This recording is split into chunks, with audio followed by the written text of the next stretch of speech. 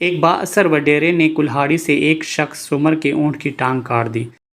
حضرت صالح علیہ السلام کی اٹھنی کا واقعہ قرآن مجید اور اسلامی روایات میں ذکر کیا گیا ہے۔ حضرت صالح علیہ السلام کو قوم سمود کی طرف نبی بنا کر بھیجا گیا تھا۔ یہ قوم بڑی طاقتور اور مالدار تھی، لیکن اللہ تعالیٰ کی نافرمانی میں مبتلا تھی۔ حضرت صالح علیہ السلام نے انہیں اللہ کی عبادت کرنے اور اس کی نافرمانی سے باز رہنے کی تلقین کی۔ قوم سمود نے حضرت صالح علیہ السلام سے ایک معجزہ طلب کیا تاکہ وہ ان کی نبوت پر ایمان لا سکیں۔ انہوں نے کہا کہ اگر پہاڑ کی چٹان سے ایک زندہ اونٹنی نکال دیں تو ہم ایمان لے آئیں گے۔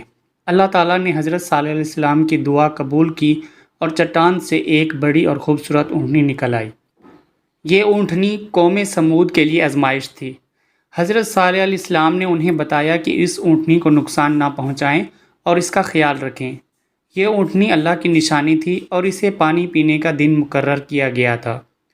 قوم سمود کو حکم دیا گیا کہ وہ اس دن اس اونٹنی کو پانی پینے دیں اور خود دوسرے دن پانی استعمال کریں، لیکن قوم سمود نے اس معجزے کو بھی جھٹلا دیا اور نافرمانی کرتے ہوئے اس اونٹنی کو قتل کر دیا۔ اس کے بعد حضرت صالح علیہ السلام نے انہیں اللہ کے عذاب سے خبردار کیا۔ قوم سمود پر شدید عذاب آیا اور وہ تباہ و برباد ہو گئے۔ قرآن مجید میں اس واقعے کا ذکر مختلف مقامات پر آیا ہے۔ یہ واقعہ بیان کرنے کا مقصد یہ تھا کہ ابھی آ جائیں سندھ کے شہر سانگڑ میں۔ یہ خبر سندھ کے ایک شہر سانگڑ سے آئی ہے، جس کے مطابق منگلی تھانہ کی حدود میں ایک گاؤں منڈ جمراؤ میں یہ واقعہ پیش آیا ہے۔ ایک بااثر وڈیرے نے کلہاڑی سے ایک شخص عمر کے اونٹ کی ٹانگ کاٹ دی کیونکہ یہ بے زبان جانور اس کی فصل میں گھس گیا تھا۔ کیا آپ کو نہیں لگتا کہ یہ قوم سمود والا عمل ہے؟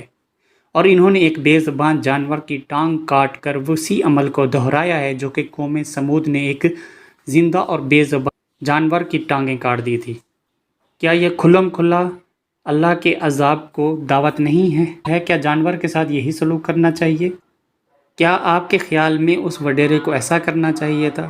کیا اور کوئی طریقہ نہیں تھا کہ اپنی فصل کو حفاظت کرنے کے لیے کوئی اور طریقہ اپنایا جائے؟ آواز اٹھائیں ورنہ اللہ کے عذاب کا انتظار کریں۔ ایک وڈیرے کے کھیت میں جانے پر وڈیرے نے اونٹ کی ٹانگ کاٹ دی۔ اونٹ کی چیخ و پکار اور اس کے آنسو اور دردناک اس کی آواز سنی جا سکتی ہے۔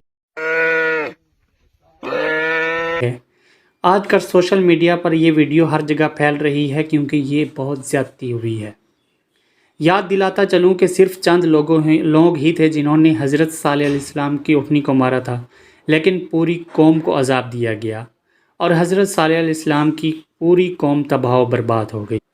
اللہ تعالی ہمیں اور آپ کو اس طرح کے عذاب سے بچنے کی توفیق عطا فرمائے اور ان جیسے لوگوں کو اللہ عقل عطا فرمائے۔